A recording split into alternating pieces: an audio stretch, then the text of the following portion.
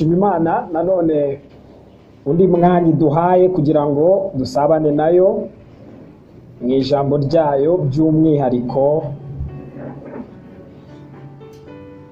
uyu munsi umunsi mwiza. Sinshidikanya ko ukubera umunsi mwiza. Turatangira wenda ubona byoroheje, ariko nitujya kurangiza uze kwisuzuma uraza gusanga hari ibyakubayeho biturutse kiri kuba aka kanya aha hantu.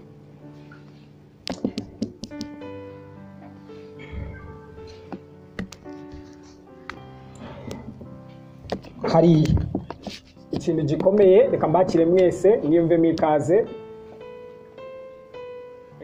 Babiri cyangwa batatu uri iburyo n'ibumoso mubwire karibu, umusuhuze mubwire karibu kandi useka nanjye munsekereye mundebe neza.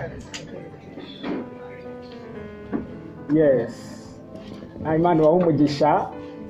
Hari ibintu bikomeye by'ingenzi turi bwiga uyu munsi.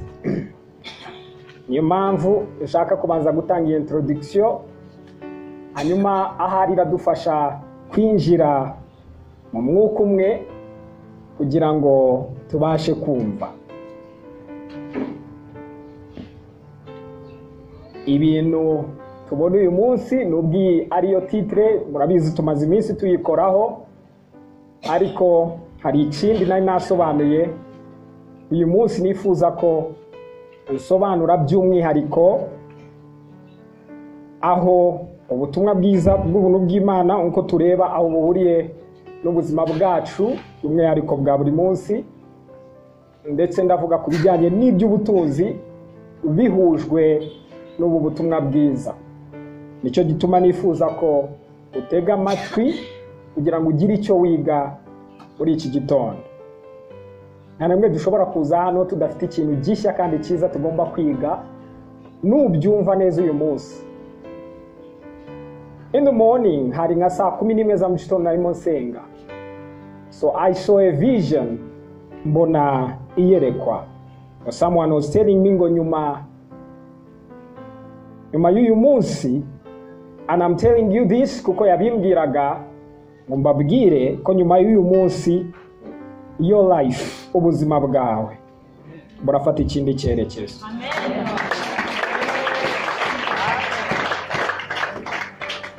Ariko nabyo biraterwa nawe, niba ubyizeye, niba uri bubyemere, niba uri bubyakire, uko ni iby'igiciro cyane by'umwami wacu Yesu yadukoreye, kandi nibyo bihatse ibindi. Sinkunda ko bibidini, sinkunda kuba a religious person, sinkunda kuba umunyedini, simbikunda rwose. Umwuka mubi uruta indi myuka yose uri kudominisi muri iki gihe, wangije byinshi bisa nkaho bifite ishusho nziza, ariko nta shusho nziza bifite, ahubwo byangije abantu aho kububaka. Nicyo idini ryakoreye abantu. Kubw'ibyo dore icyabaye, turi umusaruro w'amakuru twakiriye mu buzima bwacu bwose.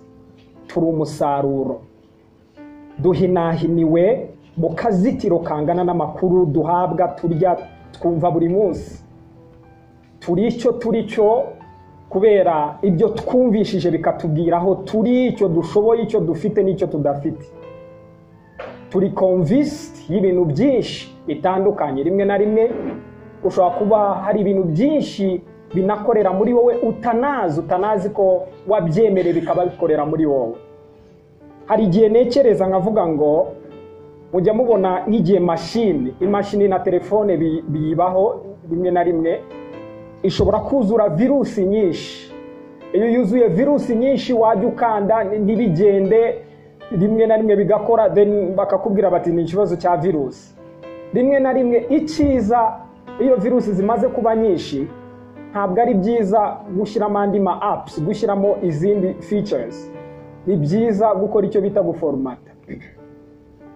Ni byiza gusiba ibirimo byose ngo biinstallingemo ibindi bishya. Niba habaho ikintu kitugora nk'aba ni ukwemera kurekura amakuru mabi yahindutse virusi mu buzima bwacu ngo twemere kuba forumate, twakire ibishya, twongere twubakwe bundi bushya. Ndi umwubatsi mwubaka inzu, bigapfira mu itangira ry'inyubako, kandi igikuta mwajya kubona mukabona kirahengamye, noneho ukabona abantu bari kurwana no guhindura itafari ngo arishyiremo neza. Yet umwubatsi w'umuhanga ari kureba akabona no, n'ubundi uri kubakira ku bintu bitaringaniye. Icyiza, reka dushyire hasi igikuta cyose, dutangirire hasi. Kenshi utazi ubwenge ashobora kuvuga reka da, reba eforo, reba ingufu nashyizeho nzamura. Ariko risike atabona nizi, nta garanti. Imiyaga nihuha iyo nzu nta garanti. Ntiyakwasha, umwubatsi mwiza ntabwo ashobora kukwasira ko uzaryama usinzire nta kibazo. Mu myubakire harimo ikibazo. Can you accept? Ushobora kwemera ku bwa future, ku bw'ejo hazaza heza, hari sustainable. Ngo urekure dukubite hasi igikuta cyose, dutangire twubake bundi bushya. Ibi ni byo bigorana. Kwemera ngo uyature hasi amakuru yawe mabi, Imana itangire kubake guhera hasi, maze uba inyubako nzima bigarantise ejo n'ejo hazaza hawe. Ubwo ngo iyi nyubako irakomeye nta kizaba.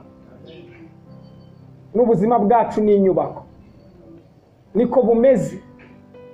Ibyatwubatse hamwe bashyizeho amatafari, undi muntu araza ateramo ibumba, undi araza ateramo igiti, undi araza agerekaho ibuye ry'igiciro. Imagine ubwo bwoko bw'iyo nyubako. So iyo ubona ubunyeganye ntabwo ushaka kugarantisa.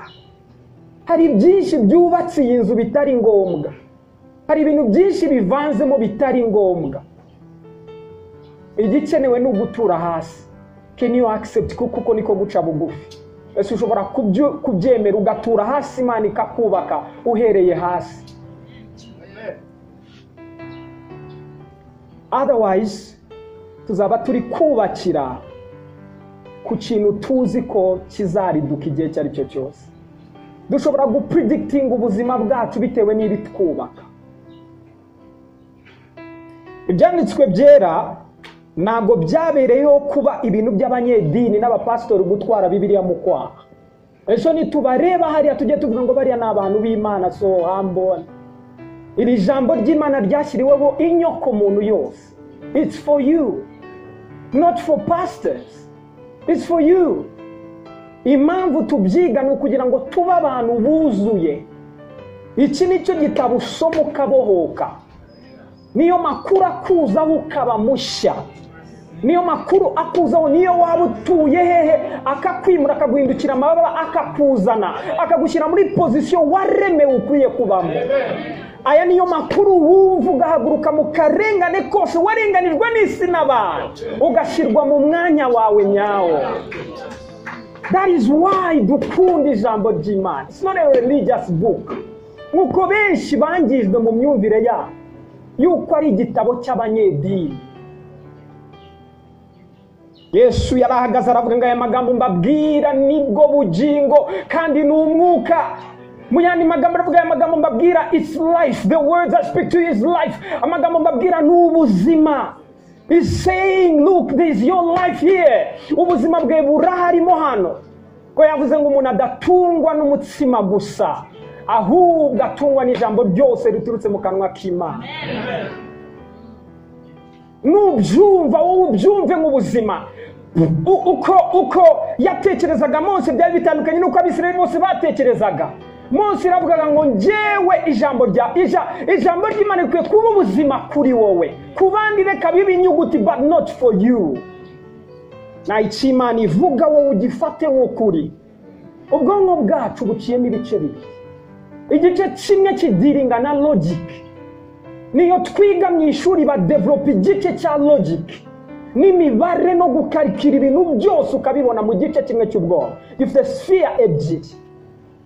Ikindi gihande kidiringa na dreams, na hope, na faith, na feelings. Icyo gice ndetse gikora gutyo nicyo gikorana n'abahanzi, kuko bajya mu nganzo then bagahimba ibintu utatekereza ko bishoboka. N'aba dreamers bose bakoresha ikindi gice cy'ubwonko, ko bidasaba logic kugira ngo ureme, ahubwo bisaba to dream, kandi ukabohoka mu gihe uri kubikora udafite impungenge z'uko biramutse bidakunze. Ni icyo gice cya logic kizamuka kikakubwira buretse byigeho neza, kandi akenshi kizamura doubts, gushidikanya. Iyo twiga ibyiza bya Bibiliya, izamura ibice byacu byombi. Kizamura igice cyo gutekereza, kizamura n'igice cyo kurota, cy'umwuka se, cy'ibitagaragara. So tukaba dufite balance mu isi ibigaragara n'isi bitagaragara. So we can dominate mu isi itagaragara no mu isi igaragara, bityo umuntu akaba yuzuye. Umuntu wa developed igice kimwe ntabwo aba yuzuye. Hari part ya spirituality igice kitagaragara batazi. Therefore hari byinshi bikubaho bitari ngombwa, but your part, icyo gice ntabwo kigeze kizamuka.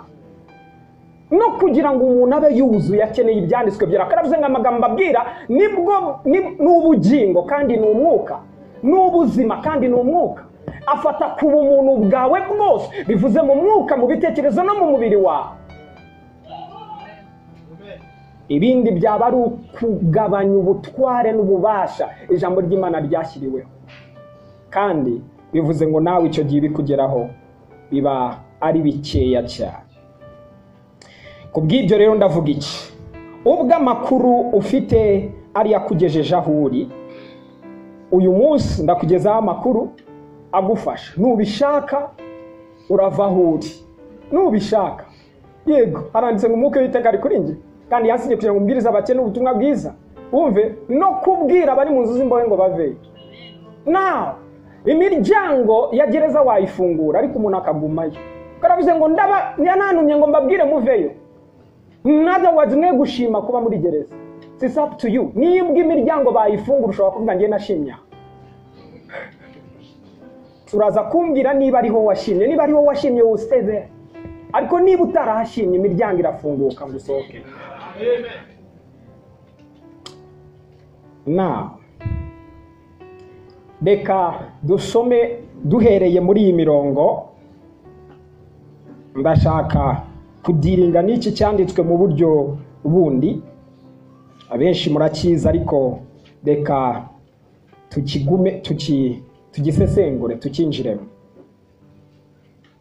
Urumva hari inzego enye umuntu acamo kugira ngo amakuru afate mu buzima bwe. 4 steps. Any information, amakuru yari yose ufite yaciye muri ibyo bice bine. Urwego rwa mbere ni igihe utazi kutazi. Ni igihe utazi kutazi. Babyita unconscious incompetence. Kuba utazi ko utazi. Na yuteye intambwe imwe ijya imbere, ni igihe umenye kutazi. Babyita conscious incompetence. Nanone conscious yuko hari icyo ntazi. Urwego rwa gatatu ni igihe utangiye kwiga icyo kintu utaruzi, none amakuru akujeho utangiye kukiga, utangiye kukimenya. Ibyo byitwa conscious competence. Igihe uri kuba competent now, you conscious ko hari ibyo uri kwiga.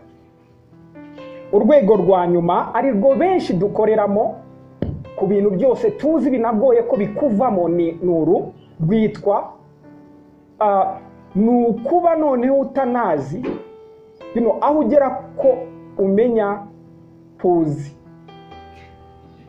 Ndaje mbibasobanurire kugeraho utanamenya puzi, babyita unconscious competence. You see, naho ushoboye ikintu naho ndabibaho urugero. Hari ibintu runaka bikwihutamo vuba vuba, iyo wenda reka duhere nko ku modoka, reka urwo rugero nduzane ku modoka. Utangiye kujya kwiga imodoka, icyambere buri hari igihe utazi kutayizi. Now I'm talking about driving, ndi kuvuga kwitwara.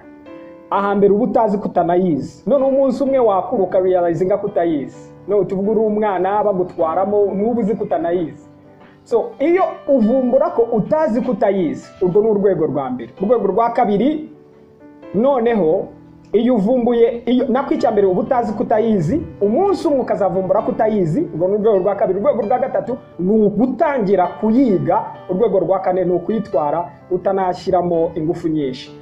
Murabizi iyo uyitwara bwa mbere ugomba gushyiramo ingufu nyinshi na concentration aba ari nyinshi, ugomba kumenya. Ariko ababimenyereye murabizi, it's just utekereza ko utashye mu rugo, hagati aho nta nubwo uba uri kwibwira ngo ndi guca naciye kuri feruje na kasa hano ukabona ugezeyo. Nunabisuzuma uzabona wahageze utazi uburyo wahageze, nta nubwo wari wabyishyizemo ngo ndacaha ndagenda gutya, ariko all of a sudden ugezeyo. Muri make ntuzi, wageze ku rwego rwaho utazi kuzi. Now byabaye saved kubera kubimenya cyane, byabaye registre muri wowe ku buryo udakeneye kubitekerezaho ngo ubigenderemo, ahubwo ubigenderamo atari ngombwa kubitekerezaho. Urwo rwego rwa nyuma ni narwo dushakaho ko tuzaho ku ijambo ry'Imana, kuko iyo uhageze nabwo inconsciously ugendera mu gutsinda utarwanye, ntiwikonsantra ngo bibe biraba, kuko byabaye registre muri wowe. Now ibintu byinshi twarabimenye kugeza ubwo byabaye saved muri twe, biraregistre ku buryo udakeneye niyo ukanzeho bihita bizamuka kuko wabisavinze. Bityo ibintu byinshi biri saved, birimo imbere muri twe. Sometimes bimwe n'ubizi ko birimo kubera ubwinshi bwabyo, kandi byose byaciye muri izi mpande enye, steps enye. Uko ni nako ushobora kwakira andi makuru agasiba ibyo nanone muri izi mpande enye. Bivuga iki rero? Ariyo mpamvu when we hear, iyo twumvise ijambo tukongera tukaryumva rigera uri kisavinga muri twe, bikageraho tutakibitekerezaho cyane, ahubwo tubigenderamo. Ndaza kubereka ibintu biri saved muri twe muri rusange. Ni bakeya bahasize, ariko iri jambo riradufasha. Aha turi mu Baroma, ni igice cya 5, ni igitabo cy'Abaroma, igice ni cya 5 16 kugeza 19. Iherezo ry'ubwo buntu nirigira isano n'iry'icyaha cy'uwo muntu umwe, kuko iherezo ry'icyo cyaha ryari iryo gucirwaho iteka, naho iherezo ry'iyo mpano y'ubuntu yatanzwe kubw'ibicumuro byinshi ni ugutsindishirizwa. Ngo kuko ubw'igicumuro cy'umwe cyateye ku rupfu rwimikwa n'umwe, ni nako abahawe ubuntu busesekaye n'impano yo gukiranuka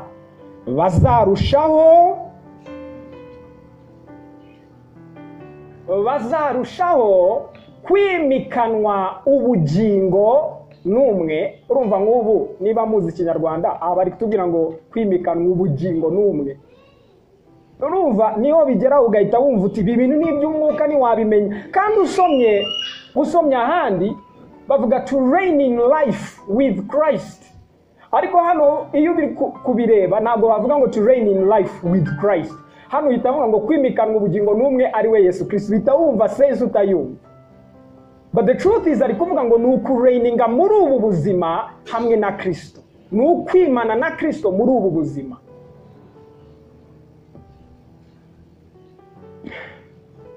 So iherezo ry'ubwo buntu ntirigira isano n'iry'icyaha cy'uwo muntu umwe. My God,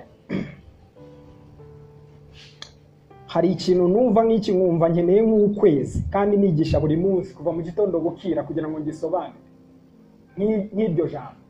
Ndi kurwana ku buryo ndi burangize iki cyanditswe, kuko ririya ryonyine iherezo ry'ubwo buntu ntirigira isano n'iry'icyaha cy'uwo muntu umwe,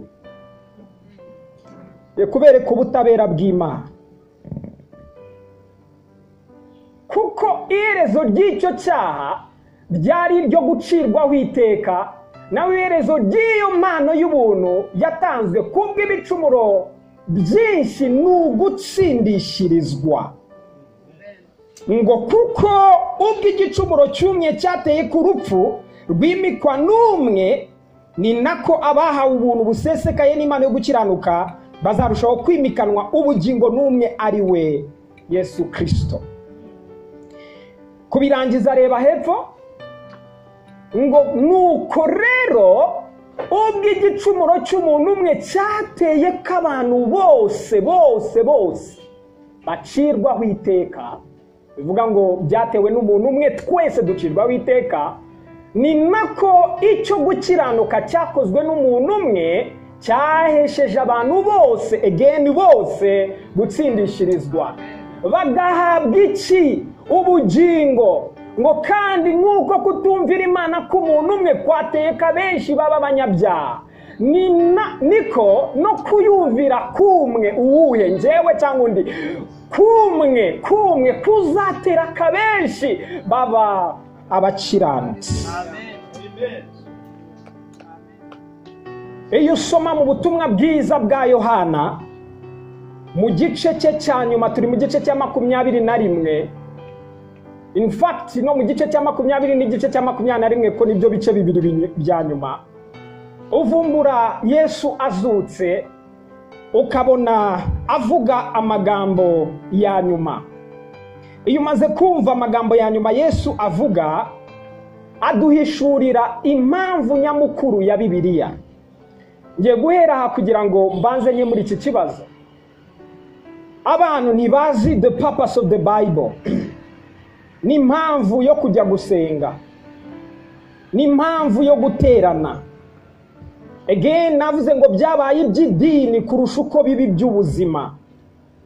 Muri icyo gice umwanditsi Yohana aratubwira ngo hari n'ibindi bitangaza byinshi Yesu yakoze ngo bitigeze byandikwa mu butumwa uko ari bune, bivuga Matayo, Mariko, Yohana ndetse na Luka. Aravuga ngo hari byinshi Yesu yakoze, kutabyandika ni amahitamo y'Umwuka Wera watuyoboye kwandika ibi. Ngo kubera iki? Ngo kuko impamvu ibi nabyo bike byanditswe, ngo byanditswe kugira ngo twizere ko Yesu ari umwana w'Imana, ngo hanyuma nyuma yo kumwizera duhabwe ubugingo buhoraho kubwo kwizera iryo zina rye. Nandagira ngo mwumve the purpose of the Bible. You know, suko ujya gusenga cyangwa utajyayo. Again, kwinjira muri gym ntabwo bivuze kuri buterure. Ushobora kwinjirayo ugahagarara ukareba ibyuma, ukareba abandi bari kwitoza, ibyo ntacyo bivuze. Whether you come here, ibyo ntacyo bivuze. Igifite icyo kivuze ni iki?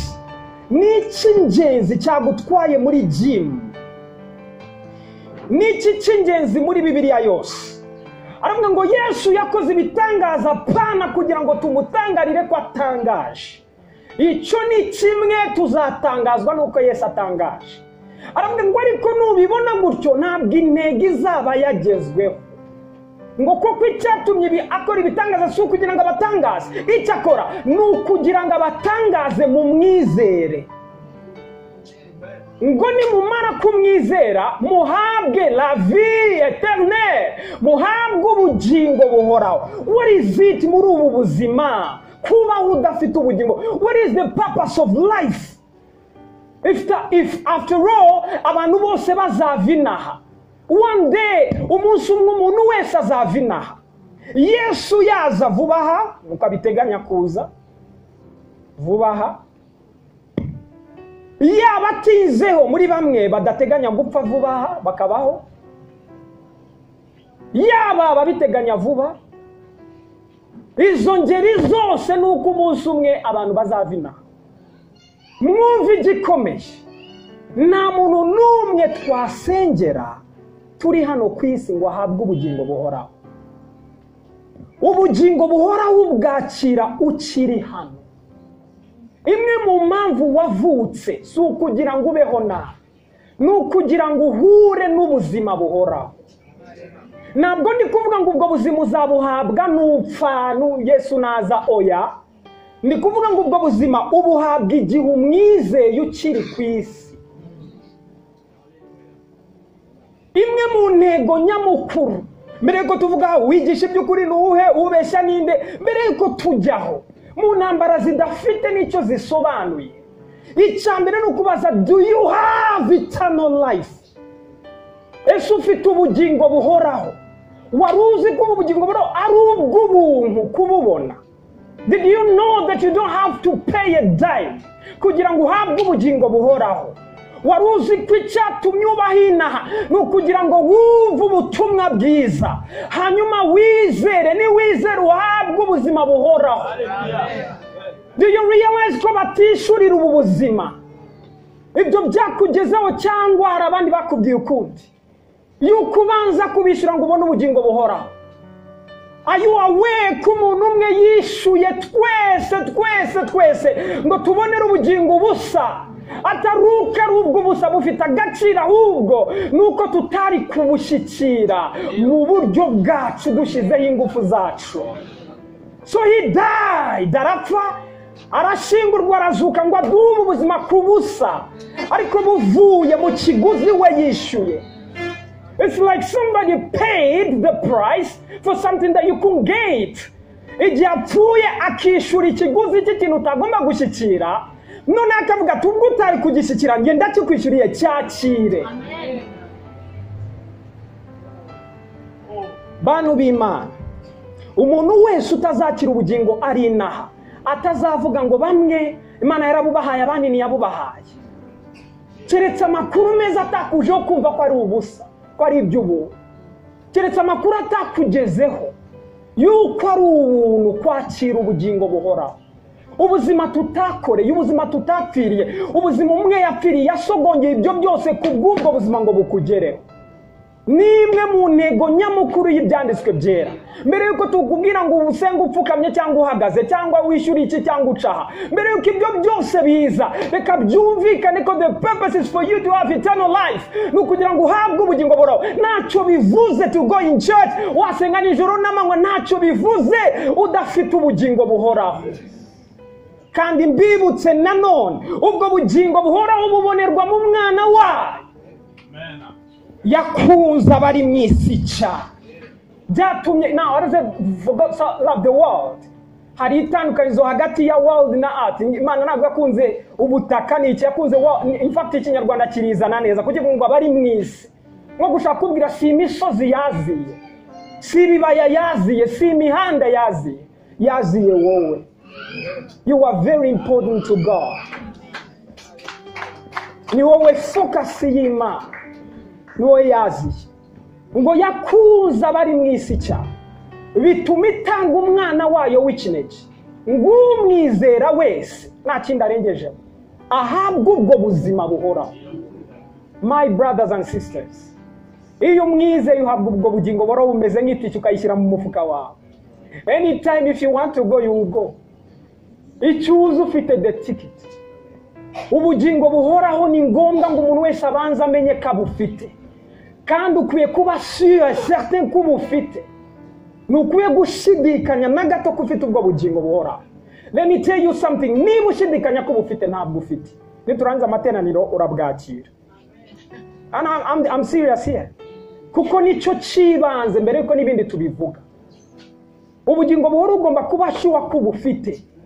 If you're not sure, then you don't have it.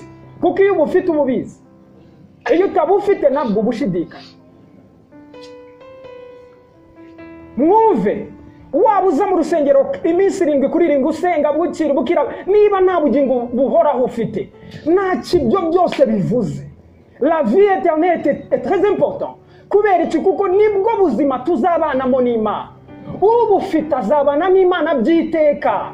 Kandi mwumve impamvu tububonera inaha, so kugira ngo tububone hanyuma tujye tuvuga ngo twe twahawe ubugingo buhoraho hanyuma tugume uko turi. Oya, iyo uhawe ubuzima bw'Imana, intego y'Imana no kugira ngo utangire ubeho nk'Imana uri ku isi. Amen. Haleluya. iyo uhawe ubuzima bw'inyamaswa uri ku isi ubwo wabaho, uramutse uhawe ubuzima bw'abantu busanzwe ubaho nk'aba. Niba Imana itinyutse kuguha ubuzima bwayo ikabwenje yabutera mu rushinge bugatembera muri sisiteme yawe, seko ishaka kubaho nkayo uri inayo. Aho tuzahagera, relax mbere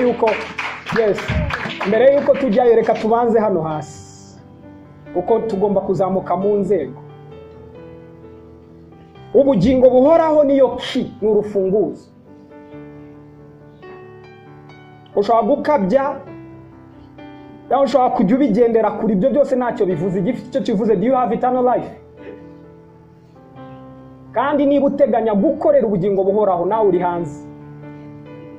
Ubugingo buhoraho niba bukorera, ubugingo buhoraho ni impano duhabwa kubwo kwizera. Niba uteganya kubukorera, it's against the Bible, birwanya Bibiliya. Yet biratangaje ko almost ku isi yose tugomba kubukorera. Ayo makuru ni mabi kabisa. Izo nkuru mbi zabajeho, reka Imana izikemure izisimbuza ibyiza. Reka turebe hano. Iherezo ry'ubwo buntu ntirigira isano n'iry'icyaha cy'uwo muntu umwe. Batubwiye icyaha cy'umuntu umwe. Icya kabiri ngo kuko iherezo ry'icyo cyaha ryari iryo gucirwaho iteka. Ijambo gucirwaho iteka bivuga kurimbuka, perish. Kurimbuka bivuze gutandukanywa n'Imana by'iteka ryose. Nta mugabane ufite hamwe n'Imana. Saravuga ngo igihe haje igicumuro, icyaha, intego iherezo ry'icyo cyaha kwari ukurimbuka kw'abantu. Nawe iherezo ry'iyo mpano y'ubuntu yatanzwe kubw'ibicumuro byinshi ni ugutsindishirizwa. So niyo waba uzi Ikinyarwanda, iri jambo ntabwo urizi, trust me. Niyo waba uzi Ikinyarwanda, nk'ubu uze gutsindishirizwa n'iki, bishatse kuvuga nari natsinzwe umuntu aransindishiriza, isn't it? Oya, abazi Ikinyarwanda nibyo ndi kubaza Abanyarwanda avandimwe. Gutsindishirizwa ngo byaje mu mwanya, urebe hariya avuze kurimbuka, ubundi avuga gutsindisha. Gutsindishirizwa bivuga iki?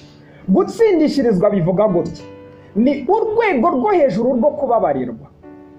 Kubabarirwa, ubabarirwa urubanza rwagufashe, bakakugirira imbabazi n'impuhwe. Uremera ko amakosa yakoze, uti ndemera ko nayakoze. Well, kubw'impuhwe tukugiriye turakubabariye, mbese ni ukuguharira imyenda yawe. Icyo nicyo cyitwa kubabarirwa. Muri context ntabwo hano ari ukubabarirwa, bino bisumba kubabarirwa. Gutsindishizwa bivuze ngo bakuzanye imbere y'urukiko. Uhagaze imbere y'urukiko, umujije, umucamanza akareba, akavuga ati se iyi niyo dosiye yawe cyangwa dosiye yawe. Then ukurega akavuga ngo ya iyo niyo dosiye ye, kaga mwibeshye cyangwa niyo, kavuga oya niyo ye. Umucamanza kuko impamvu ari kwibaza nuko ari kureba akabona nta cyaha na kimwe kirimo kikurega, nakaba confused, akavuga atariko ndabona nta kintu na kimwe kikurega, umanza mwibeshye umuntu mwazanye utariwe. Gutsindishizwa bivuze ngo Imana itracinga no muri pase yawe no muri dokima yawe, ikareba ikabona uri umwere, uri umutagatifu, utarigeze amenya n'ikibuko gisa. Nicyo bivuga gutsindishirizwa. You get it? You see how big iri jambo riri? Kuko kubabarirwa urubanza rwagufasha ariko uharirwa imyenda. Gutsindishizwa biravuze ngo nta n'urubanza rukuriho nirwana gufata kutigeze urabesherwa, bazanye umuntu utariwe. Mwumva icyo Imana ivuga ngo mu mpano y'ubuntu bwayo iradutsindishiriza wowe n'ibyo wakoze byose, wese mubi gutyo ngo iragutsindisha. Ntabwo ari kuvuga ngo nirengaje amakosa yawe, ya iravuze ngo ndarebye mbona urera nk'uko nera. Murumva ubunini bw'iri jambo. How possible is this? Ibi bintu bishoboka bite? Impamvu bishoboka abisobanura hepfo. Nuko aduha ugukiranuka kwe. Iyo aduhaye ugukiranuka kwe nka gift mu cyimbo cy'ibyaha, icyo gihe abona gukiranuka ko akabona turakiranuka nk'uko akiranuka. Therefore nibyo ari kuvuga gutsindishirizwa. Urumva ko gutsindishwa ntibishoboka kiretse wabanje kuguha gukiranuka kwe. Bantu b'Imana, nuvuga ko watsindishijwe, ni imwe mu mpamvu watangira kuririmba. Kandi ntabwo watsindishirijwe ngo kuko utabikoze. Aratubwira ngo impano y'ubuntu yatanzwe kubw'ibicumuro byinshi ni ugutsindishirizwa. Ntabwo avuze ngo ntibabikoze ngo arabyirengagije. Ahisemo kuguha impano yo gukiranuka ngo kwitegereje abona ufite gukiranuka nk'ukwe, ntabwo Imana ishobora kwicira urubanza. Therefore impamvu itagucira urubanza suko witwaye neza. Impamvu itagucira urubanza nuko gukiranuka kwayo yihariye kwamanukiye muri wowe. Iyo kukujemo ntishobora kwicira urubanza, bityo ntiyagucira urubanza. Niyo mpamvu uvuga ngo nukurira bari muri Kristo Yesu ntibashobora gucirwa witeka. This is amazing. Ibi ni imwe mu kuri babyita higher truth, ukuri kuremerera abantu bamwe na bamwe. But wait, guma hamwe niba utabyumva natwe urarushaho kubyumva. Ngo kuko bw'igicumuro cy'umwe cyateka urupfu rw'imikwa n'umwe, ni nako bahawe ubuntu busesekaye n'impano yo gukiranuka. I like this. Aba ngo ni nako bahawe, barabuhawe. The fact hano babivuga nabi, ni musoma muri version y'icyongereza avuga ngo those have received, nabakiriye. Ni keshe yo kwakira. Uko guhabwa twarabihawe, ariko have you received it? Abahawe ubuntu busesekaye n'impano yo gukiranuka. Aravuga ntushobora gufata iyi kado yitwa gukiranuka ngo uyihe umuntu narangiza abeho atimye. The result, umusaruro wo kumuha iyi mpano yo gukiranuka, iyi kamere y'Imana, ntabwo ashobora kongera kubaho nk'uko yariho mbere. Reba icyo avuga ngo ubuntu busesekaye n'impano yo gukiranuka bazarushaho nta nubwo bazatwara ku rugero rusa, bazarushaho kwimikanwa muri ubu bugingo n'umwe ari we Yesu Kristo. Aravuga ngo result ikikwereka ko umurimo ukomeye, ikikwereka ko icyo yakoze akizeye. Aravuga ntibishoboka ko naguteramo kamere yanjye yitwa gukiranuka ngo ubwo muri wa wundi. Automatically bikwimura muri classe y'abasanzwe bikakuzana muri classe y'abimye. Amen.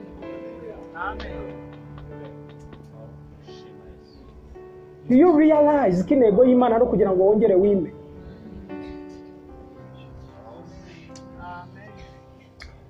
Again, sinkunda ko abantu basuzugura umurimo wa Yesu. Sinkunda ko abantu bigisha. This is what bothers me. Sinabantu batabizi n'ababizi. Iyo bari kutudefinisa, baratudefinisa ni hamwe, in fact batudefinisa nk'umuntu wakoze icyaha. Na rimwe batuzana mu gucungurwa kwacu ngo bahatugumishe, cyangwa se dusimbuke dutaruke dusubire inyuma tuvuge icyaha kitaraza. What was God's purpose? Reka mbereke iki. Intego ni ukuva hano duhagaze ukagera mu mujyi, ukagenda ugatera intambwe, wagera no kuri stade urugero ugasa n'usitayeho, wasitara ukicara hasi ugasa n'uwivura, cyangwa abantu bakaba bari kugufasha ngo wongere usubirane. Ariko mwumve, kugira ngo numara gusubirana ugumaho, mwibuke intego yaguhagurukije kwari ukujya mu mujyi. Intego y'Imana mwirema kwari uko abantu batwara icyo ari cyo cyose, icyo muhura nacyo ngo mwe mutware. Ubu ni icyo avuga, icyo muhura nacyo mutware. Sibyo kuvuga ngo inzoka yanshutse twara. muri make rain. Igihe habaye icyaha, habaye interruption, habaye iki ibizazane bisa n'ibishaka guhagarika wa mugambi Imana yatangije. Igihe ducunguwe, ntabwo ducungurwa ngo dusubire tugume hahandi, tugomba kuzuza ya ntego. Intego yari iyihe? Gutwara. So mu gihe umaze kungwa urakomeza. In fact ntabwo yatwunze, yaradukijije tumera nkaho nta cyabaye. Amen. Maze turakomeza kugira ngo tugere kuri purpose. Iyo abantu baguhiniye hagati, wumve noneho, aho kugira ngo abantu batubone either mu ntego Imana yaturemeye cyangwa twagezeyo, batubonera muri ya mvune, uri hahanda akabariho bakugumisha bati nawe bumve. Kandi cyamuzanye kwari kugira ngo adukize iyo mvune yatujeho, ngo atugire bazima. Nitumara kuba bazima dutware ya ntego ya Imana. Ntabwo yakwibagirwa ibyo yatangije ivuga, ntabwo yabyibagiwe, nitwe tubyibagirwa. Iravuga nge ntacyahindura imigambi yanjye, iyanjye ihoraho iteka ryose. Naho hari icyayivangiye ariko ndabisanye, ndabigize bizima kugira ngo bikomeze bigumeho.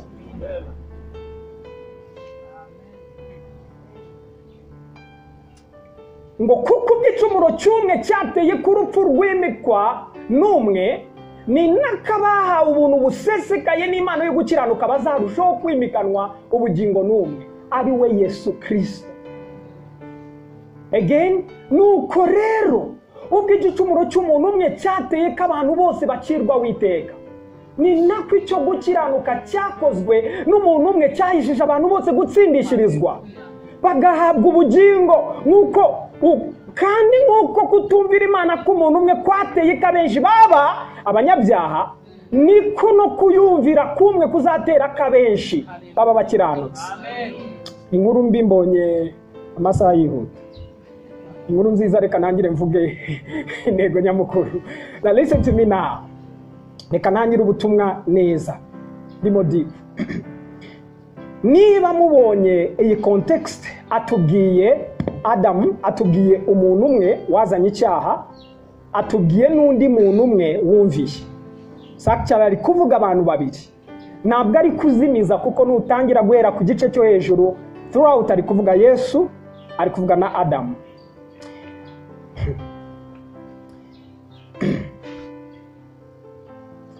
Nawe reka mbaze iki. In fact reka nayo kukibaza, reka nkivuge hanyuma urarwana nacyo, either uracyumva cyangwa ntucyumva. Ubwo uracyumva uyu munsi. Ntabwo turi abanyabyaha kuko twakoze ibyaha. Umuntu si umunyabyaha kuko yakoze ibyaha. Follow me well, kuko aha niho ruzingiye. Umuntu si umunyabyaha kuko yakoze ibyaha. Kandi niba ari ibyo mwumve, nta munyabyaha wakora ibyiza ngo bimuhwanirizwe no kuba umukiranutsi. Ibyo bivuze ngo ni umunyabyaha wakoze ibintu byiza ariko aguma ari we. I'll repeat, kuko iki ni mu cyumva nirwo rufatiro rw'ibindi byose ngiye kuvuga. Hano ukurikije icyo avuga, aravuga ngo umuntu umwe yakoze icyaha, bose baba abanyabyaha. Bityo ntabwo ubunyacyaha bw'abantu n'ubunyabyaha bw'abantu bushingiye ko hari ibyo bakoze, bushingiye ko bavutse ari abanyabyaha muri kamere yabo. As simple as that. Bityo uyu munyabyaha muri kamere ye hari itegeko rimugonga ryitwa umwuka w'itegeko ry'icyaha n'urupfu. Ntacyo yakora ngo adakora ibyaha. Niyo mwamutoza kugira ibyo agerageza, ariko kamere ye ni mbi. Ubwo kamere yari mbi, umuntu azamera nk'umuntu wacayutse. So abe mwiza hejuru utuntu runaka duce, ariko ibica mu bitekerezo bye, ibyo afite mu mutima we, ibyo yeretse ko akunze ashoboye, hari ibindi ataberetse, because icyo ari gusufura kiruta uko ari kukirwanya, kiramusumba, kiri muri kavukire. Byaha ni mu mama yambyariye niko handitse. This is the sovereign truth. Turi abantu baba banyabyaha. Biratangaje twe tudefinisa abanyabyaha ku byo bakoze. Yet Imana iri kutubwira ngo umuntu umwe yakoze icyaha, twese tuba abanyabyaha. So people are sinners because they have a sinful nature. Aba ni abanyabyaha kubera bafite kamere y'icyaha. As simple as that. Now umuntu ufite kamere y'icyaha, iyo akoze ibintu byiza bigenda gutubwo nabaye mukiranutse, aho niho abantu bibeshera. Ni umunyabyaha wakoze iki? Ibyiza by'abakiranutse.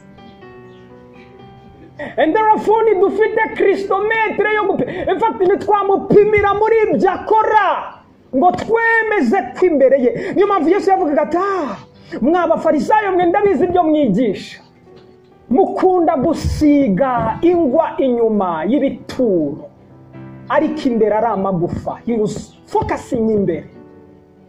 Arabwa meze nk'abantu boza igikombe inyuma kuko ari ikidini ryigisha look good on the outside, ariko imbere ari umunuko n'ikavu. Therefore ntabwo umuntu ari umunyabyaha kuko yakoze ibyaha.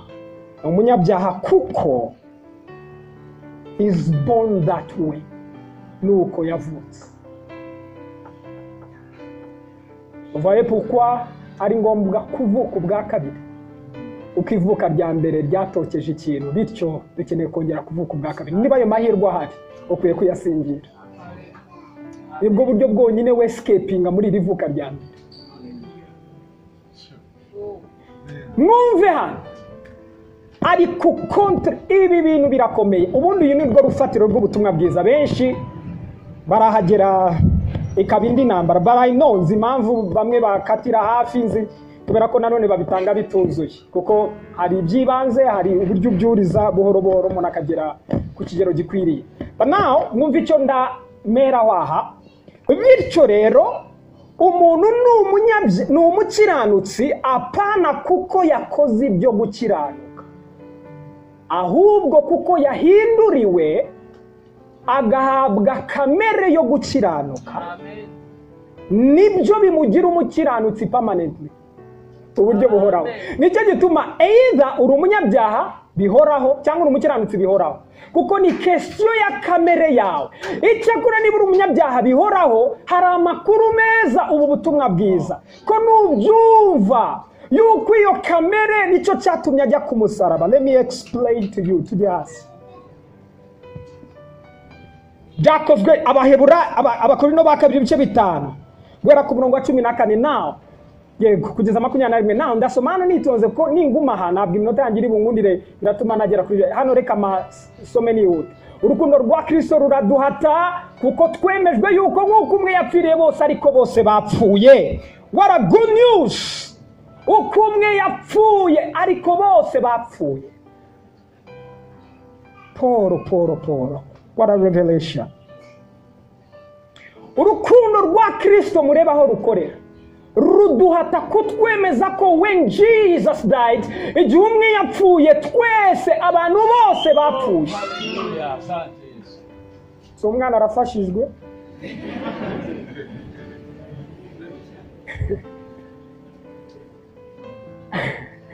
So Paul ari kuvuga iki? Urukundo rwa Kristo, it works in us. Ruradusunika, ruratwemeza, ruraduhata. Iyo rutumanukiyemo, we have one thing. Hari kimwe tuvumbura, it's God's love. Yuko ubwo Yesu yapfuye bose bapfuye. All in one. Bose bapfuye ubwo umwe yapfuye. Do you get that? Yuko abantu bose n'abatarizera bapfuye ku musaraba bapanye na Yesu. Do you get it? Kwimana yo yamaze kwiyunga nabo. bose bapfuye nagavuza bizera ibi bibukuri iyo ubyizeye. Donc ku ruhande rw'Imana yarabikoze, ariko ku ruhande rwawe nibyo avuga abaheburayo muri iki gice kirimo avuga ngo yiyunze n'abari mu isi, yamaze kwiyunga n'abari mu isi. Question, mbese abo mu isi bo biyunze nawe? Kuko we yiyunze natwe. Ni nk'uko njyewe dufitanye amakimbirane, urugero njyewe niyunga nawe, wowe ukanga kwiyunga nanjye. Njye nta kibazo mfite, ari wowe ufite ikibazo. Ni nk'ibyo. Suko dukwiye kongera guhamagara Yesu ngo apfe. Yarapfuye amaze kwiyunga n'abari mu isi. Question, bo bemeye kwiyunga nawe, bemeye uko kungwa. Surukundo rwa Kristo rodata ko twemejwe yuko nk'uko umwe yapfiriye bose ariko bose bapfuye, ngo kandi yapfiriye bose kugira ngo abariho be gukomeza kubaho ku bwabo, ahubwo babeho ku bw'uwo bapfiriye akanabazukira. Icyo kirakomera, icyo gituma uhereye none tutazagira uwo dutekereza dukurikije amasekuruza, nubwo ariko twatekerezaga Kristo, ariko noneho nitukimutekereza dutyo. Biratangaje ko twe tugitekereza dukurikije amasekuruza, niyo mpamvu abantu bagikunda karande, bayikunda kubi. Umuntu wese iyo ari muri Kristo aba ari icyaremwe gishya, aravuga ibi bikorera wa wundi utagitekereza akurikije amasekuruza. Ntago bikorera buri wese, bikorera abazi ko tutagitekereza ukurikije amasekuruza. Mubwire igisekuruza cya Yesu, you will be shocked. We learned this. Igisekuruza cya Yesu wumvisha havuye nta muntu waba ufite karande nka Yesu mu by'umubiri. I'm telling you. Reba histoire yaho yakomotse mu muryango wa Yuda. Byonyine nyivuga Yuda, iga makuru ya Yuda mwitangire. Reba byonyine uburyo Yuda yabyaranye n'umukazana we. Ambyara abana babiri, Perez na Zera. Ubwo umukazana we yari yigize ngo yambaye imyambaro y'amaraya. Niwo yavuye, imagine uwo murongo niwo Yesu avamo. In that very lineage niho haje Rahabu warinda yizwi, aza muri uwo murongo. Muri uwo murongo niho haje, muri uwo murongo aho niho haje Rusi wari umumowabukazi. Mowabu yavuye ni Loti waryamanye n'abakobwa be babyara igihugu cyitwa Mowabu. Abo ngabo nibo baje yimariya mu murongo wabagombaga kuzungura. Ni Garusi ubibonamo. Nawomi, inkuru ya Nawomi na Rusi, umugabo witwa Bowazi yimariye na Rusi. Umva Rusi hafi muri uwo murongo niho bavuye. It's a dirty family. Ushatse kuvuga umuryango wanduye n'uwo. So byige uzabibona birahari. Matayo bya bindi abantu basoma basimbuka badakunda. Matayo avuga ngo dore ibisekuruza bya Yesu, andi abantu bose basinzira utangiye gusoma. Uzasoma uzabona ibyo bisekuruza bya Yesu birimo abo bantu baranitonze batoranya babi gusa. And even wonder kuki Yesu na utraces umuryango we wahita uvuga nta muntu ufite karande nka Yesu. Aravuga atariko mwitonde, uyu nguyu nicyo gituma tutagitekereza dukurikije amasekuruza. Nawe avuka yavutse mu buryo budasanzwe. Murabizi ko ari imbuto y'umugore utagira imbuto niwe wamubyara. That means ari ikintu cyabaye. Igihe yavukaga na connection y'umugabo n'umugore yabayeho, bivuga ngo iki yabyawe n'ijambo ryavuzwe. Kuko ubwe yari ijambo wambaye umubiri, yaje muri Mariya ngo ahabwe forme y'umubiri. Ariko ubundi yari ijambo wambaye umubiri, waje muri inda ya Mariya. Avamo nubwo Mariya yavuga mu muryango w'Abayuda, avamo mwumve nicyo kitubaho iyo tuvutse ubwa kabiri. Dupfana nawe tukazukana nawe. Iyo twongeye kuvuka ntabwo tubarira mu bisekuruza. Karandi hagararaho. Uretse uyishaka n'ijya kuyishaka. Ubuzima bwacu pasi yacu mu watubya. Ubwo twavutse ubwa kabiri twabyawe nawe mu bise by'amaraso ye, bityo pasi yacu iri muri we.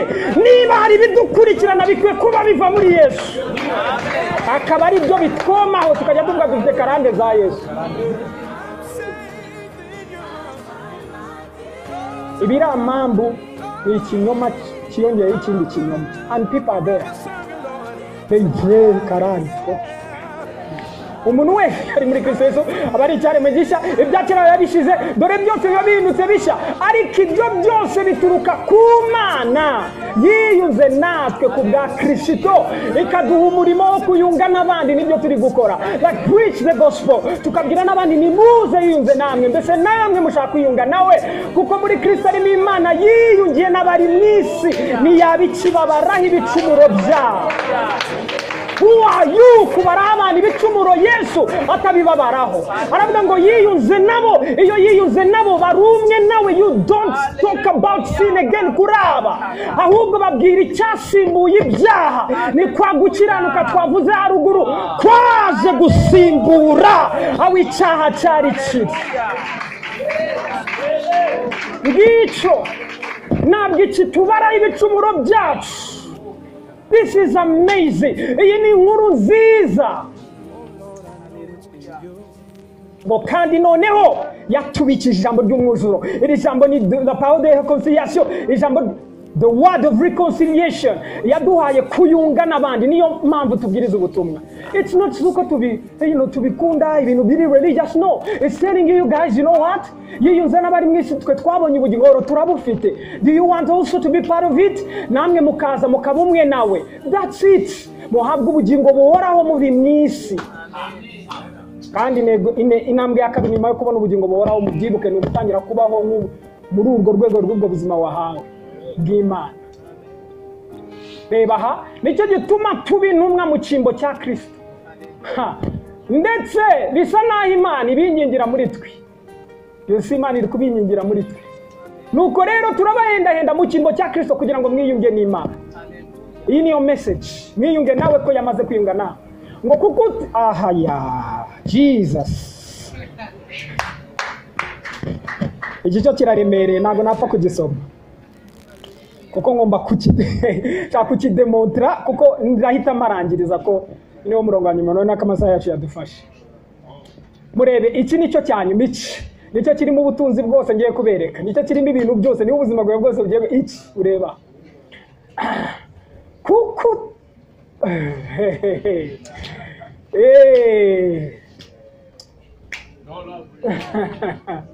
kuko utigeze apana gukora icyaha kumenya icyaha. Imana ntabwo yamuhinduye umunyabyaha, yamuhinduye kuba iki?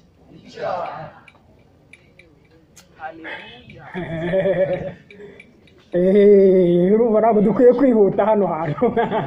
Mwese mukwiye kumva ni igitutsi. Mwumve mubwiye ngo wa munyabyaha we, avuga yego twakijwe n'ubuntu, ariko mubwiye wacyaha we wanwara mu rukiko. That's too much. Hano ntabwo batubwiye ngo Yesu yabaye umunyabyaha mu cyimbo cyacu. I want you to see kugira ngo tuzane justice kuri Bibiliya. Dukwiye kuyisobanura mu buryo buri juste, tuyikorere justice.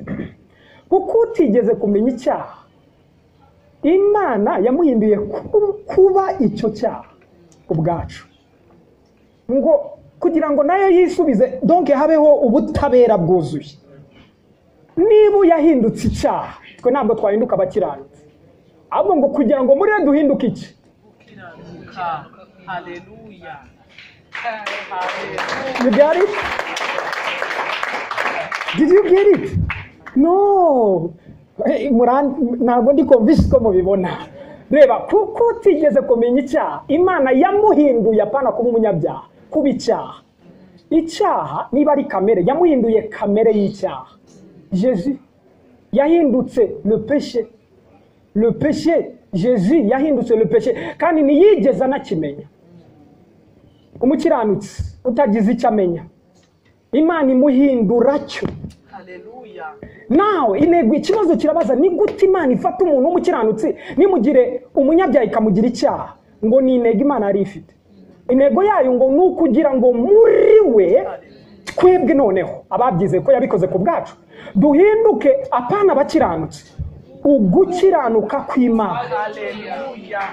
Wait, let me show you something. Ugukiranuka ni nature.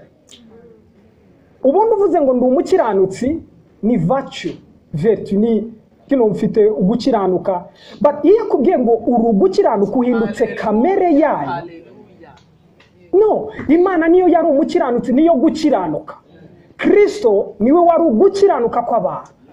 None ngo ifata ugukiranuka iguhindura icyaha, ngo kugira ngo muri we habeho exchange, twebwe muri we duhinduka pana abakiranutsi. Urumva abantu baracyarwana nuko ari abakiranutsi.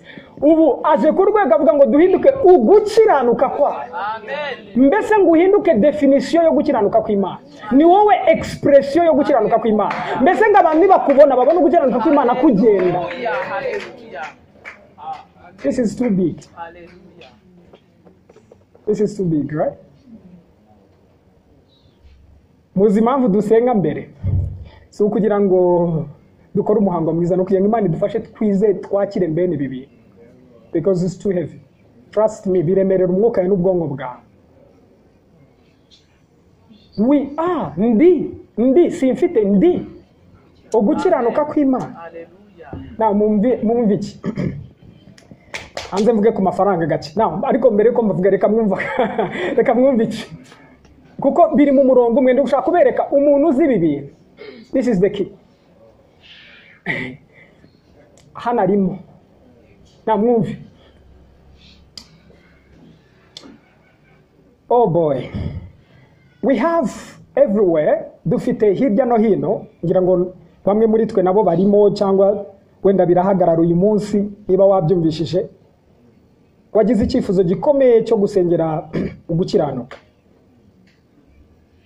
And some of us will pray kandi bari sincere, bashaka ko baba bakiranutse, Imana ibafashe bakiranuke. Ushobora gufata minsi 100 yo kurya no kunywa, cyangwa yo kurya no tutarya tutanywa, dusenga kugira ngo Imana itugire abakiranutse. Iyo uvumbuye ko uri umukiranutsi, wanakwiseka wifasha uri gusengera ngo Imana iguhe cyangwa ikugire umukiranutsi. You know, iyo uvumbuye ko uri umukiranutsi ntabwo bisabira. Nk'ubu bamwe muri twe babisobanukiwe, biratangaje uri gusaba gukiranuka. Ibone nawe uri gusaba gukiranuka, ubizi ko Yesu ari we gukiranuka, waguhindukiye uko gukiranuka kuri muri wowe. Hari ubwo bisaba, bamwe ntibabisaba. Na ababisaba nagira ngo mbereke mbafashe, murebe yuko niba uri kubisaba icya mbere ntuzabihabwa. Impamvu ni ntabwo bitangwa biciye mu kubisaba, ubyakiriye ni ubitwara. Surumva niba wari urushu usenga, Imana yagusubije. So amasengesho yawe Imana yasubije. Mwumva igikurikiraho.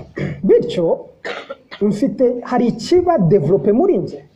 Ikiba develope muri nje ni iki? Nzi neza ko ndo gukiranuka kw'Imana sinshobora kubisabira. Ntabwo ndi mu rugendo ngana ku gukiranuka kw'Imana, mfite uko gukiranuka kw'Imana. Niba hari n'ibibazo wenda byinshi ufite ngo hanyuma se iyo nkoze ibyaha n'ibiki byose, wait, banza wakire icyo, kuko icyo utaracyumva ushaka kujya mu yindi class. Reka ubanze wemere iyo class, accept it, ubandi ubyenjoying. Kubera ko icyo abantu batazi, ikibazo ni kiri mu byo dukora, ikibazo kiri muri kamere yacu. Muzima musomye hano, nishatse kuvuga ngo twavutse abantu n'abanyabyaha muri kamere, bityo ntabwo bakora ibyiza ngo bahinduka abakiranutsi. Bityo iyo Imana igiye kuduhindura, ifata kamere yacu ya kera ikayikuramo, kubera Yesu wahindutse icyo cyaha, ikaduha indi kamere yitwa gukiranuka. Iyo kamere yitwa gukiranuka iyo itujemo, nibwo twitwa, nibwo tuba dufite, ndetse ni nabwo dushobora kugendera mu murongo w'iyo kamere yacu nshya dufite. Umunyabyaha biramworoheye kugenda nk'abanyabyaha, kandi wamurenganya kubera ko utazi ko kuba umunyabyaha biri muri kamere muntu. Umukiranutsi biramworoheye kugenda nk'abakiranutsi kubera ko nawe abinyoye, abivoma muri kamere nshya yahawe yitwa gukiranuka. So mbere yuko tubwira abantu ngo bakiranuke bagere mu gukiranuka turi kuvuga imirimo, nitubanze tubumvishe ko imbaraga ziri mu cyo bari cyo kurusha icyo bakora. nindwana n'icyo ndicyo nazi ko icyo ndicyo aricyo kiri kuneza ibibazo, nzashaka guhindura iby'inyuma ariko imbere ndiki. Murebe Imana izi ubwenge, ibanza kuduhindura icyo ikatubwira ngo tukigenderemo. Biroroshye kugendera mu cyo uricyo, biravuna gushaka kugendera mu cyo utaricyo. You got it? Aha, ubukire n'ubukene kambuzana. Igihe Adamu yakoze icyaha, kamere mbi yatwokeje yaburijemo icyo umuntu yari yararemewe cyose, bityo aba umukene, aba umurwayi, aba umunyantege nke, apana inyuma, bihereye muri kamere ye.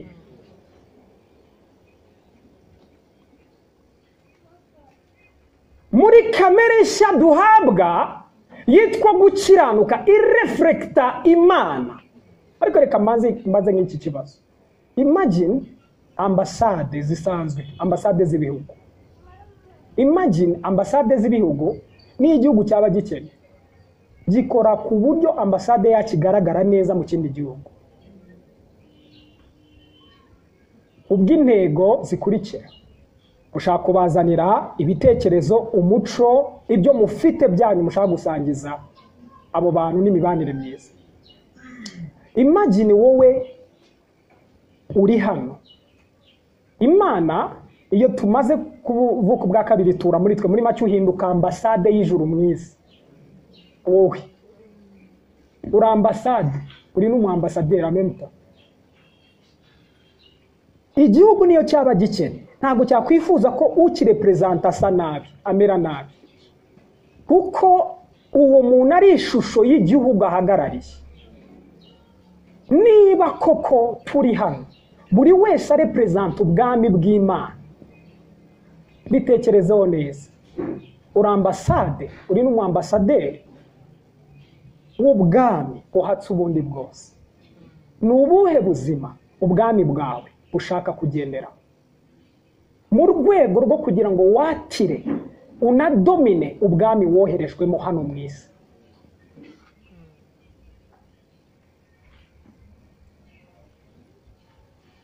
This is the key of everything. Icyo turi cyo nicyo gikomeye kurusha ibyo dukora. Now, sinshobora gusengera gukira. Impamvu nashobora gusengera gukiranuka nuko mfite ngendera, narabimenye ko nahindutse uko gukiranuka, bityo sindi bugire sanse yo kuba mbibura. Simfite feeling yuko mbibura, mfite ibyiyumviro by'uko mbifite. Ariko mfite ibyumviro by'uko mbifite kuko amakuru yanje havuga ngo ufite gukiranuka, uri gukiranuka. Bityo iyi feeling ni ngombwa, ibi byiyumviro. Nango ni kuvuga ibyumviro bisanzwe, ni kuvuga ibiri mu Baroma ibice 6 guhera ku 11.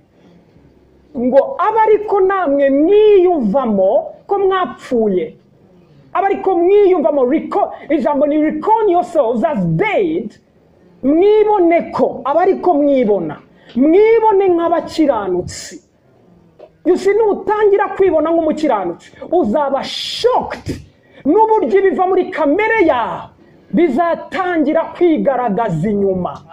Banza wakire ko ari cyo uricyo, banza wakire ko ari cyo wabaye cyo, si icyo ushaka kugeraho, ni cyo uricyo, ahubwo kiva muri wowe kigaragaza hanze.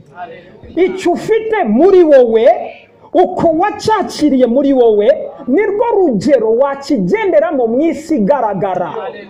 You get it? Iyo wakiriye uko gukiranuka ugahinduka uko gukiranuka, urugero ubigenderamo mu isi bigaragara biterwa n'urugero wabyemeyeho. Ukontempla, ubitekerezaho, ubirota, ubigira indirimbo yawe. Forget iby'icyaha. Bityo nta sanse yo kuvuga ngo I lack righteousness ni ikibazo. Ntabwo ubura gukiranuka, uragufite. Bityo ufite ibyo byiyumviro yuko ufite gukiranuka. Guess what? Igikurikiraho ni urwana no kubigenderamo, biba automatique. Amen. ubukire n'ubukene. Nuko ibyo mbizanyaho ni nako biri mu bukene no mu bukire, ni nako biri muri dreams n'ibindi byose abantu bashaka kugendera. Ikibazo gikomeye abantu bafite feeling ya lack of that very thing. Ikintu cyitwa culpability, kwiciraho iteka, gishingiye kutazi icyo uri cyo. Bityo uvumbuye icyo uri cyo nta cyaguciraho iteka ngo kikubwire ko uri umunyabyaha kandi uri umukiranutsi. Gucirwaho iteka ni ibimenyetso bikomeye bikwereka yuko you have kuko iri gucirwaho iteka uba wumva you are not right with God, hari ikibura, hari ikitameze neza. Iyo sense yo kumva hari ikibura, hari ikitameze neza, nibyo bikubata, nibyo bikugumisha iyo feeling. Bantu b'Imana, ni nako iri ni itandukanirizo. Now whether you rich or poor, ushobora kuba utabizi ariko wumva ibi bikubaho. Benshi bibabaho unconsciously, abandi bibabaho ariko ni gushaka mbye expose imbere yawe wite wivumbura uzasanga ari kumeze, kandi ushobora kwiyimura ukavaho. Iyo umuntu yabayeho afite ibyo afite, akenshi biri automatique yo kumva atabibura. Abayumva bifite, abayumva igihe cyacyo cyose araza kubigenderamo. Mbese ntabwo afite lack muri we, ntabwo iyo virus iri muri we. Afite ikintu kivuga ngo no, ibyo nakora hano nabikora na nabishyira na hariya. Iyo sense yo kuba afite ibyo bintu muri we, niyo yaba atagifite mu bifatika ariko yumva bifite, ni kimwe mu bimutuzi iburasirazuba. Undi kubera kugira experience yo kuba atabifite, byamutuje mu isi yaho afite lack of whatever icyo ngicyo kurusha the feeling cyangwa the idea of already having it. Now igitekerezo cyo kuba atabifite nibyo bimutuza we iburengerazuba. Now utuye iburasirazuba tuyeyo kubera that sense idafatika itagaragara ariko afite, ubyisuzume uraza kubona ariko biri. When you have ufite ibi byiyumviro byuko iki kintu ntigishoboka ko ntaki, wenda reka mvuge igihumbi sinakibura, reka mvuge nkoresha igihumbi sinakibura. Iyo uvuze ngo igihumbi ni wakibura, ukuri ni ibyo ni ukuri. Guess what? Ufite uri ku-exhibiting ikintu kivuga ngo ni you already have it, like bisa naho ugifite. Now ibyo bintu byo kusa naho ugifite nibyo bikomeye, niho ruzingiye. The fact that you have, the feeling of already having it, na feeling ya lack of it aho. Iyo wumva udafite gukiranuka, niyo mpamvu uhaguruka ukavuga Mana we, nsenge wenda kumanywa nsenge nijoro. Iyo feeling ituma wumva nigusunika no gushakisha icyo kintu kandi ukumva kiri kure yawe. Muri kubyumva? Now iyo uvumbuye kugufite, ni igitutsi gushaka kukwiruka inyuma. You know that you have it. Ubizi kubifite, ntabwo bisengera, ntabwo bisaba, ahubwo niyo uryamye uravuga uti reka ugukiranuka kw'Imana kuryame. Did you get it? Sense ufite ni already having it, uragifite deja. Muri kamere nshya twahawe yitwa gukiranuka, yazanye byose by'Imana iricyo. Muri kamere ya kera y'ibyaha yazanye byose Satani ari, kuko niwe washutse Eva atwinjectingamo viruses. Iyo gukiranuka gusimbuye icyaha, icy'Imana iricyo cyose kiza muri kamere yawe. Bityo ntabwo ukwiye gushakisha kuzaba umukire, kuko uhinduka we muri kamere yawe. Umuntu wese uvutse ku nshuro ya kabiri avukana gukiranuka, avukana ubutunzi. Mwumve, nta nubwo avukana nabwo n'icyo ari cyo. Amen. Muza amasengesho twasenze mbere kugira ngo nibura mwumve ibi, naho aho mbigeze nibwo muri kutabyumva. ndarangije mwumva aha gukiranuka si icyo mfite n'icyo ndicyo. Gukira niba ushaka kuzamuka si icyo ushakisha, si icyo ufite gusa, n'icyo uricyo. Amen. Haleluya. Niyo muri kamere yawe. Iki ni kikugwa mu matwi nibura kigafata yuko gukira ari icyo uricyo, ntabwo ari we wigize gutyo nyine niko wavutse. Born that way. Haleluya. This is big. This is big. Kuko benshi bumva ari ibyo dushaka kuzageraho. So muri make biri hano natwe turi hano. Dufite chance yo kubya niba tuzabigeraho nitubizi. Niba urwo rugendo tuzageraho amahoro nitubizi iminsi gacaho. Mwumva uburyo inzira y'ubugufi yo gukiranuka suko ubyirukaho. Inzira y'ubugufi no kwizera Yesu. Ugahita uhinduka umukiranutsi automatically. Inzira y'ubugufi yo gukira nuko utabyirukaho nuko ubanza ukemera ko biri muri kamere yawe. Amen. It's in you. Amen. Uzi ubuzima bwawe bwose wabayeho wumva biri kure. Now wumve kubera ko hakiri ikibazo kivuga ngo umukiranutsi umunyabyaha iyo akoze icyaha tumutekereza nk'umukiranutsi. Ubwo turi kuvuga ibigaragara hanze. Ikinyoma cyose cyaje kiguhinira mu byo ukora n'ibyo udakora. Ukuri kubanza kuguhishurira icyo uricyo. Yuko uri gukiranuka kw'Imana, bityo imirimo yo gukiranuka ishibuka muri kamere yo gukiranuka. Ntukeneye kurwana no kubaho ukiranuka, ukeneye kwakira ukabanza ukabyiyumvamo gukiranuka. Kuri umukiranutsi ihi gihe ubitekereza gutyo, ibyo gukiranuka by'imirimo ni resulta. Mora mbivuga ni nko gushaka gukemura ibibazo by'igiti biri mu mizi ukabikemurira mu mashami. Niba ikibazo kiri mu mizi reka tujye mu mizi, twe gushakira ibibazo byo mu mizi mu mashami. Ikibazo cyawe kiri mu cyuricyo n'igisubizo cyawe kiri mu cyuricyo.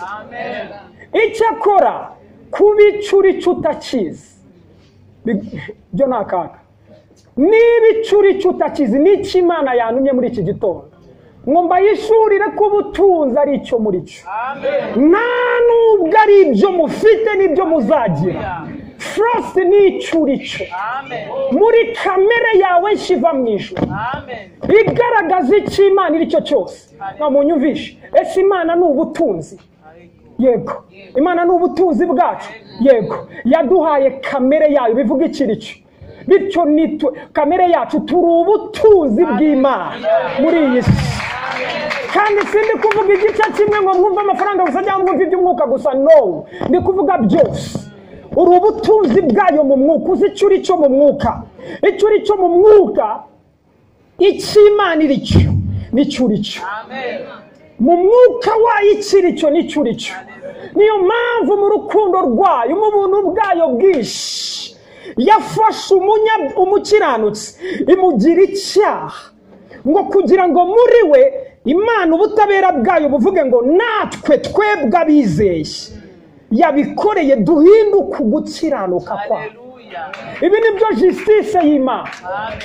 Uri gukiranuka, uri ubutunzi. You are the riches you're looking for.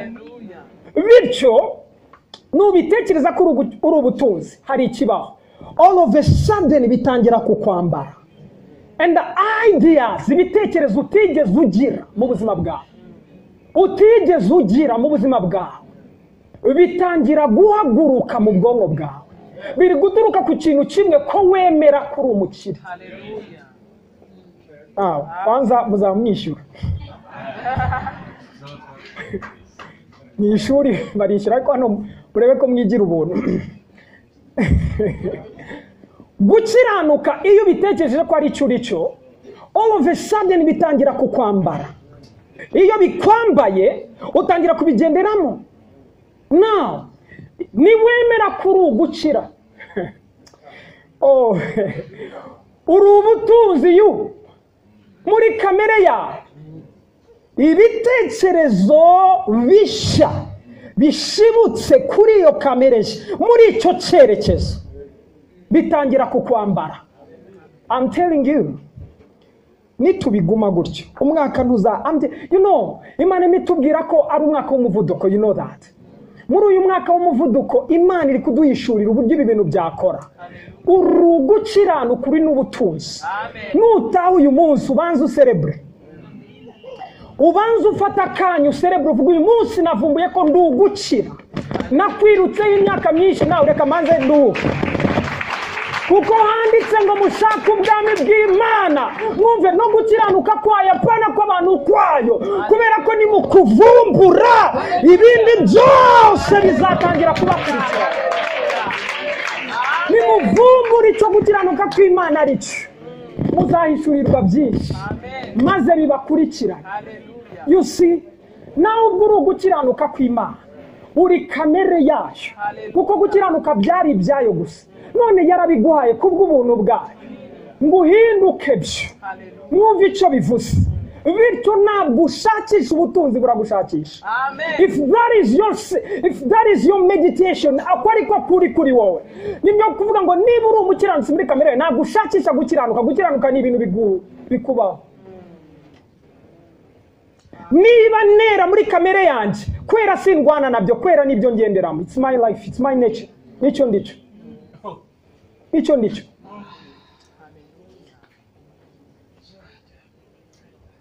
Mani wa umugisha. Amen.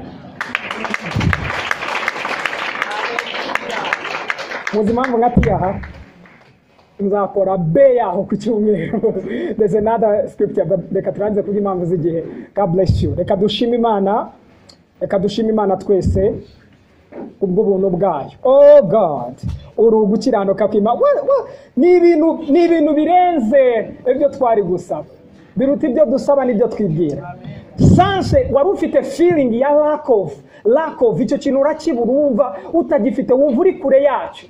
Now inkuru nziza irakubwira ngo menya ko icyo kintu uri cyo, ntunagifite gusa uri cyo.